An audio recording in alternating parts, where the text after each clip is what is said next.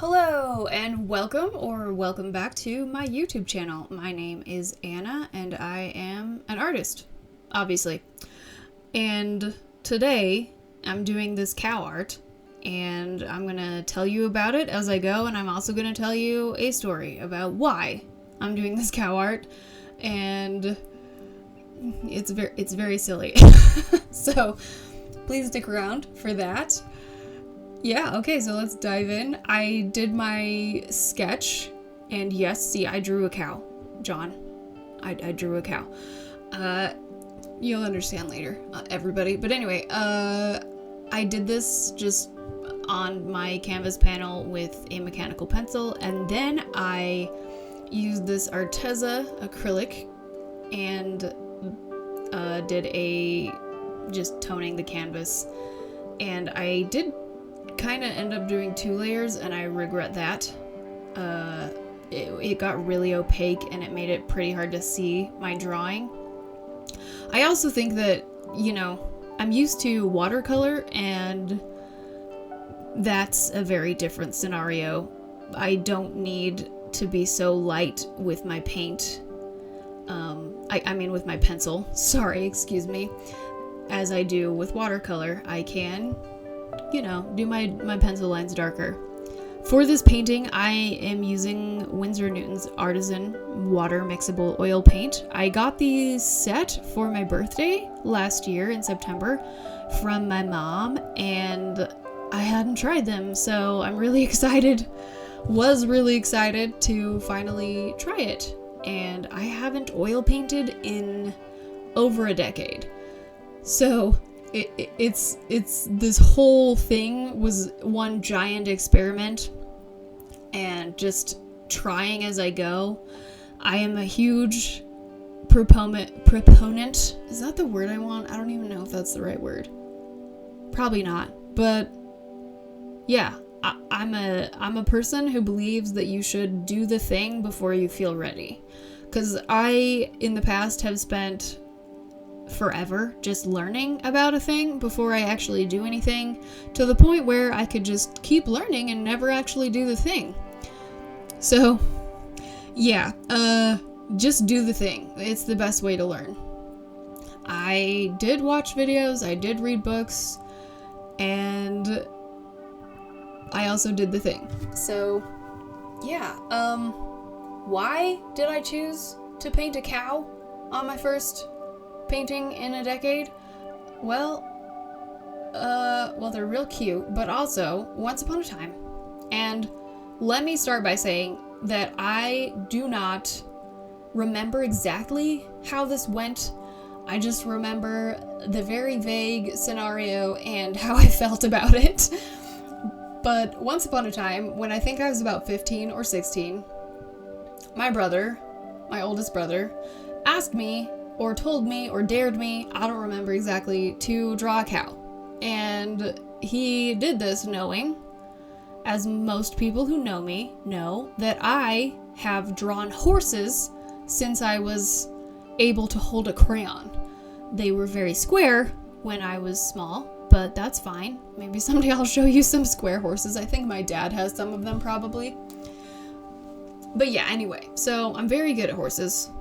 Been doing that all my life, and my brother told me, I think he asked me if I could draw a cow, but I feel like he dared me. I don't think he did, but it feels like it.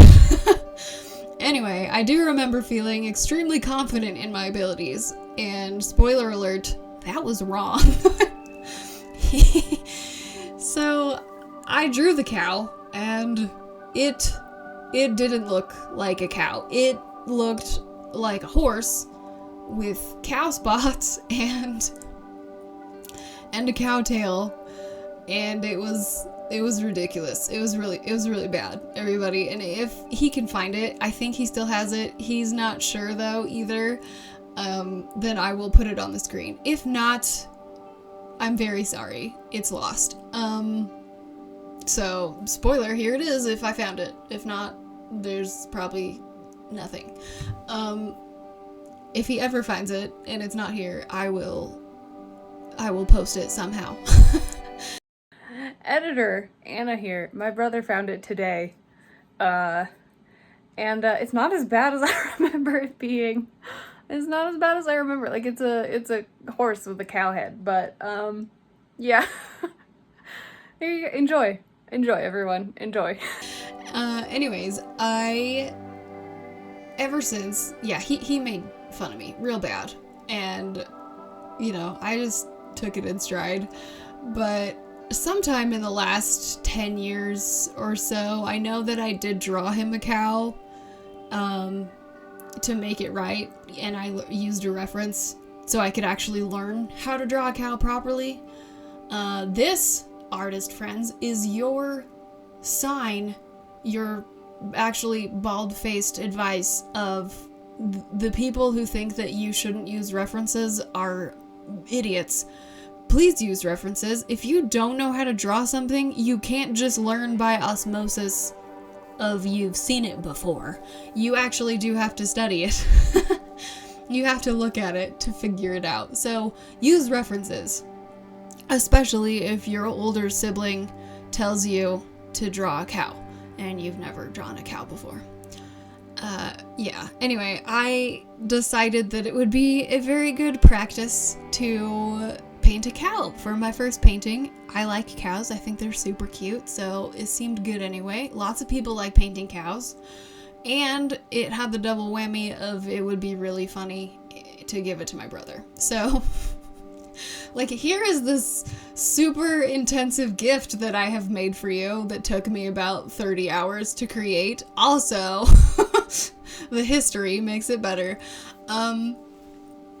Yeah, I had so much fun doing this. Everybody, this is one of those things where it's just like, I should have been doing this way earlier in my life. I was one of those little kids that, like, watched Bob Ross all the time as a kid, especially at my grandparents' house, and I just kept begging my mom for oil paints. I was like 9 and she finally took me to get acrylics, and I just never really connected with acrylics. My best friend is very good and likes acrylics. I am not the biggest fan. But yeah, I wanted to oil paint so bad, and my grandmother, where I watched Bob Ross videos, she oil painted. I'm actually right here using one of her paintbrushes. I inherited her paint box, and I will have details about that in an upcoming vlog. Please stay tuned. It's going to be awesome. But yeah, using her paintbrush here, I just, as a kid, felt like I can oil paint. I want to oil paint so bad. I can do what Bob Ross does, and it was just like this intense feeling, you know?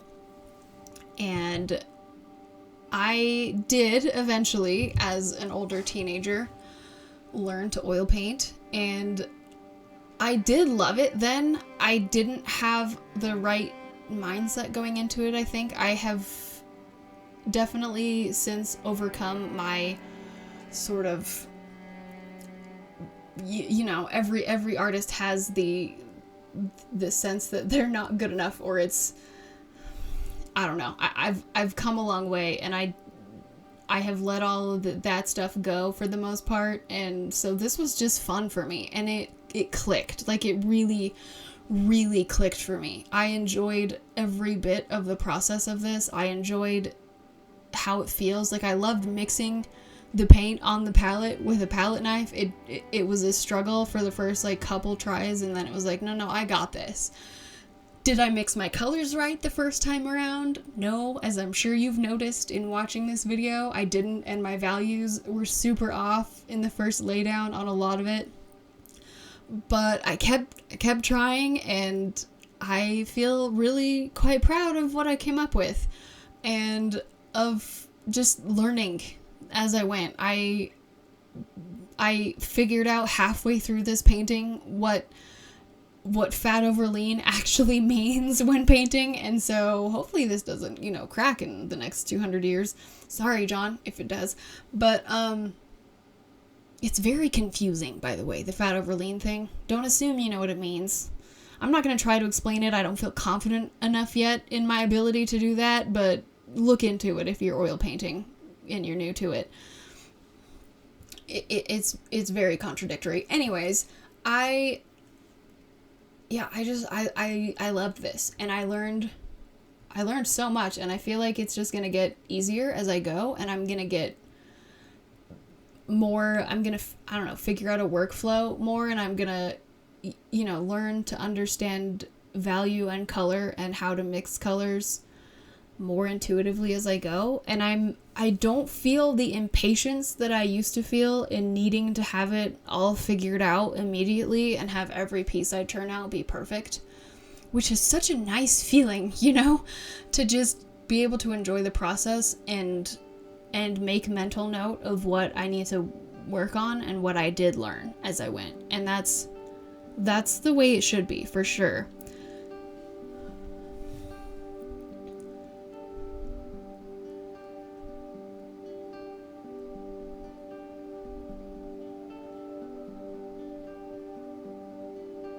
I did a lot of reading before, like I told you, to just do the thing.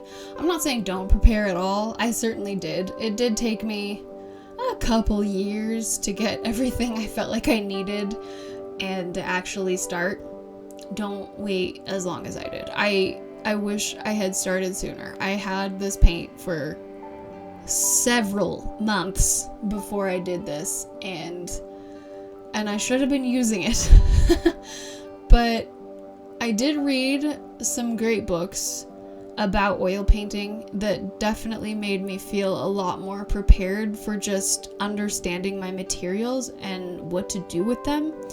And I would love to share about that sometime if anyone's interested. I can't remember titles off the top of my head at this exact moment, but yeah, let me know if you'd like a video on the books I read to prepare for using oil paint.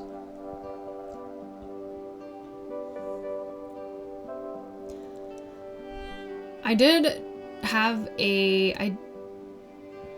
black, is where I was going with that. I didn't have black in my set of paint, and I did get this cool book, again, so books, this cool book that's just color mixing recipes, and it was pretty cool to pull it out and purposefully look up how to mix black and use my book.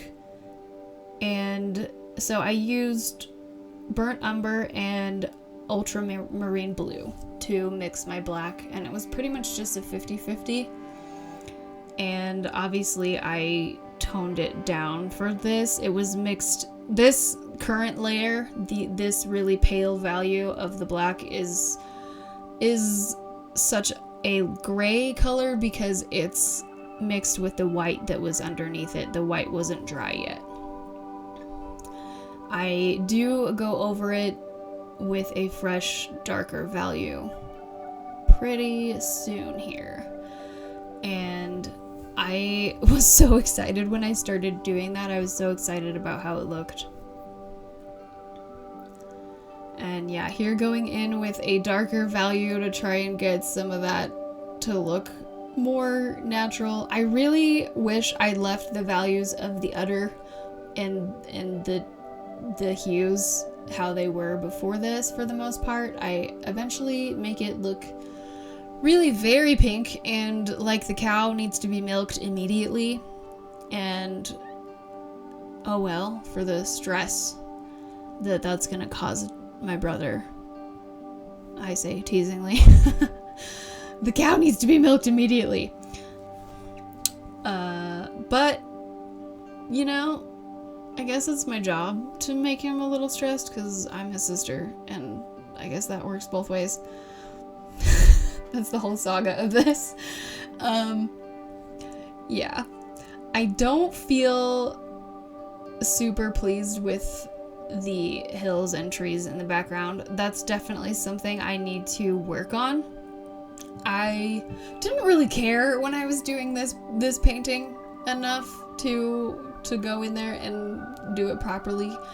I am never gonna be a landscape painter as my main focus, but I absolutely want to be able to make my backgrounds look really nice and believable, so in future, I will pay more attention and do better with that. But yeah, here I am going in with darker values for the spots, and oh my gosh, I feel like this just really started to bring the cow to life, and I just so enjoyed this bit.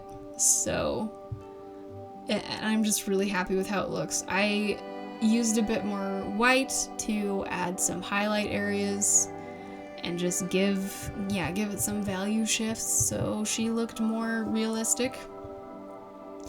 And going in to do the head, I lost some footage. So there's gonna be a jump in detail at some point. Like, she'll not have an eye and then suddenly she'll have an eye. I was pretty mad for about 5 minutes that it got deleted on accident while I was trying to get some other stuff off my camera and make room, and that was my bad. And you live and you learn, but it's okay. I will try to remember in the future to format the camera before I start filming something new. See, yeah, suddenly the ears are black and she's got an eye. I wasn't sure if I was gonna make the ears black, but I'm glad I did. I think it looks a lot better. I really was excited at this point. I was like, I'm here, and I'm like so close to being finished, and she looked so good, and I just, yeah, so happy with how this turned out. And yeah, thank you so much for being here and watching this, and I hope you enjoyed my stories. And if you like my art and want to stay apprised of if there's ever any originals for sale, print sales and discounts, etc., I will be offering that stuff first through my newsletter. So if you want to join that, the link is in the description. And if you made it this far into the video, please leave a cow emoji in the comments and consider liking and subscribing, and I will see you next time after I varnish this. This is my first ever varnishing. I did this with a retouch varnish, and it's been over a week since I finished the painting. It is touch dry. The water mixable paint is, I have noticed, dries really quite quickly, so. And I've heard that the Winsor & Newton brand is not the best brand of water mixable paint, so I would like to try different ones in the future. But yeah, again, thanks for being here. Thanks for watching. Please like and subscribe. Leave me a cow emoji in the comments, and consider joining my newsletter. I'll see you next time. Thanks so much. Bye!